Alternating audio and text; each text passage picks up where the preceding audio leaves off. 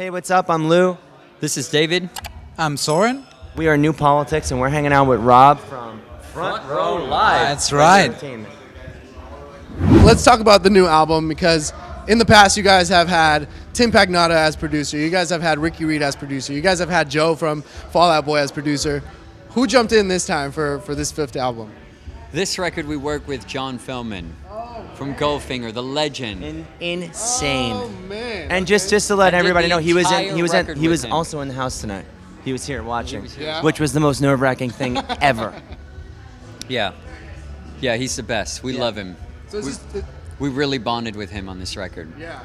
And I always hear that whenever people jump in the studio with him. Like, I've never heard anything negative. It's always been like he either inspired me or he challenged me, or he just made a better record than I thought I'd ever kind of make. So, what was that like for you guys? And, did he challenge you guys in any way? Yeah, he did. It's everything you just said, and it's what we already had tremendous respect for him before we went into the studio with him. So being in there was incredible, and he really did all of that, like challenged us and made us do things that we had never done before, and that's extremely awesome, So all of us love him. So what was one thing that he made you do as far as the vocals go? Like, what did he made you do differently this time around? Sing. For once, dagnabbit. No, he was. He's like a ball of energy, creative energy, and he's very straight to the point. You could tell that he has an experience under his belt that really makes his talent shine. So I think he was very he spotted. He was able to tell our strength and really use it to our advantage. 100%. So it was very much all right, I like that. Go in. And then he plays it by ear, because it's really a creative process. You can't control it. Yeah. But he's just go.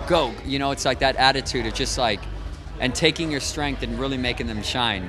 It's also too. It's one of those things where it's John Feldmann. You don't want to mess up in front of John Feldmann. You want to be the best you can. So that just automatically pushes us. I feel pushes artists. That made you better. do some pretty cool fills. It really did. I was like, wow, I can't believe I can do this. We got home one of the nights and he was like, I never sweat. I was actually sweating. And I was actually going to ask you guys that, because I feel like on this record there's a lot more power in the drums. How did he kind of push you? What did he have you do differently aside from the fills? What else did you do?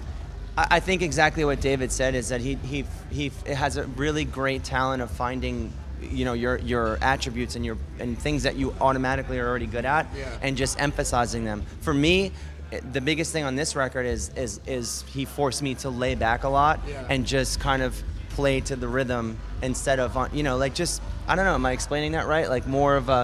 More of a groove-oriented thing, a pocket, versus where, not that our other records aren't that, but our other records were more pop and, on top of the beat, and that's what I think. And I mean, plus it was I recorded on Travis Barker's drum kit, which is Now,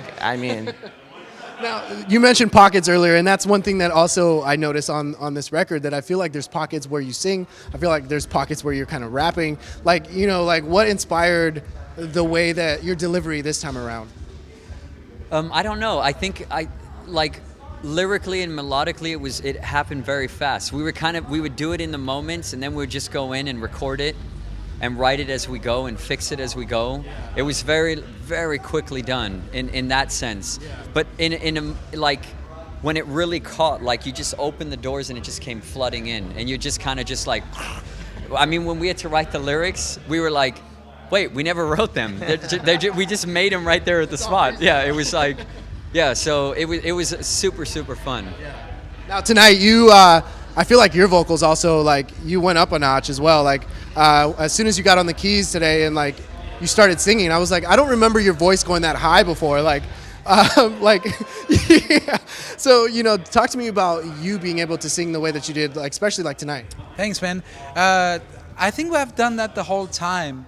But I think it's one of those things that a lot of times, we would just alternate the vocals, and nobody really knows who sings what and stuff. So they still don't. They still don't. But I love it. It's always been that kind of Queen vibe type of vocals. I love doing that. So it's cool I actually really like that on a show like this. We just showcase it in a moment, you know, and then and I think that's really cool. But other than that, it's like there's nothing better than just to get to like get to like whoa, you know, do the thing. It's like the horns are almost coming up, and I love it. So biggest challenge in creating this record, like what was the track that kind of took you guys the longest to create, or like maybe like a line that you guys were having a hard time with? I don't know if there's necessarily a track. I think the hardest, I mean, there might have been, but I think the hardest thing for us was we just, not recently, but we all relocated to different states. So it wasn't, you know, figuring out how we could get together and be creative together was the hardest, I think, or not hardest, but just a challenging hurdle. Yeah. You know, in the studio though, we just, it always comes together when we are together. A lot, you know, easier than it ever does, you know, and it's just what we do. I think one of the hardest things was to really push the boundaries of doing something new, because we have been writing, you know, in a specific way for a while. Right. So just to try and push those boundaries, at least for me, that was hard. But like, you know, listening to it afterwards, I'm also super proud of it, and it feels like something that, well, if we can do this, then we can do anything, you know. And David has been a big advocate for pushing that for a while. So I think that was like, it's the most bonding, but also the hardest experience that we as a band have had in quite a while, you know. So I think that's really something to be proud of. Yeah, and I do feel we can do anything now, you know, and feel that we're back, you know, after a bit of a break. So that's a cool feeling. Right. Now, as far as the writing goes, like, did you see anything significant, like your growth? Did you see anything in specific that kind of drew your attention? Like, oh, I didn't do this before. Yeah, I feel we all have done that. Yeah. I think like all of the experiences we went through in the last like 2 years in particular really changed sort of our views and our approach to doing things.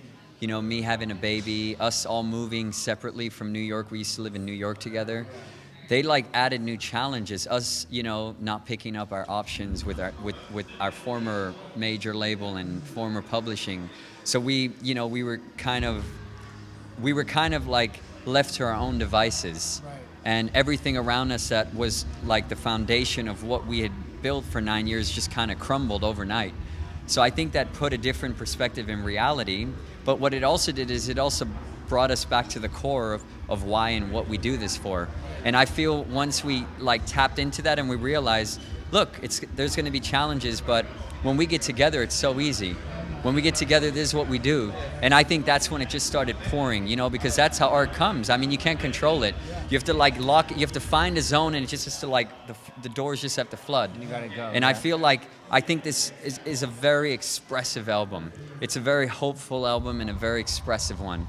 And I feel it goes into daily sort of challenges and struggles, and it's a beautiful, you know, experience. Was that the reason behind alternate reality in the title?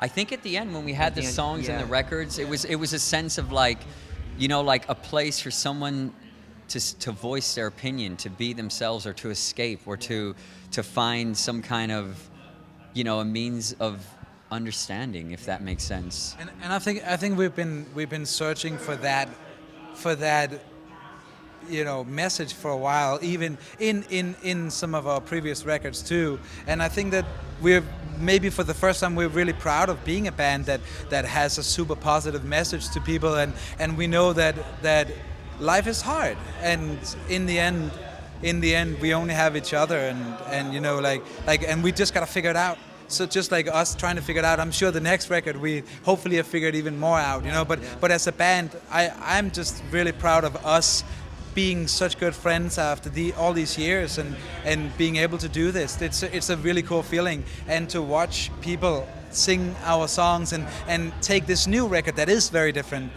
you know, take it in. It's just an incredible feeling. And again, it feels like if we can do this, we can do anything, you know. And it's an amazing feeling. Now, one of my favorite things about this album is that you guys stopped at 9 tracks. Like, you guys didn't go extra, you guys didn't do the 11, 12 track thing, but like those 9 tracks are like perfect. Like, I don't want more. Like, I feel like I have enough. And I feel like that's hard. I feel like people go 11, 12, 13, even 15 tracks nowadays because they don't feel that they have a complete record. Right. But you guys completed it with 9 tracks. Like, how challenging was that alone? It's probably the most challenging part. That took the most time. Yeah. Like, it was almost like, it almost became like a thing. The more you stripped, the less it became, the more it was. Yeah. So, and then we had these amazing tracks that kind of somehow all made sense, and we bridged them together with a couple of these segues and interludes between some of the songs, and then it just bridged everything together, and it was like, this is it. This is. It made a lot of sense. Yeah. It made sense at that point. Yeah. Yeah, I think so too. I remember it was David. I think spent a lot of time just matching the songs and he came and he was like, guys, check out this order, and it made a lot of sense. Yeah. But it is one of those things that, how do you do that? I honestly don't know. I don't know. Yeah, and however, we have never released a record with more than 10 tracks on it. So this one was 9. So we're actually going one down. We're going one down. We're just laughing at it. Next record will be 8. Who knows?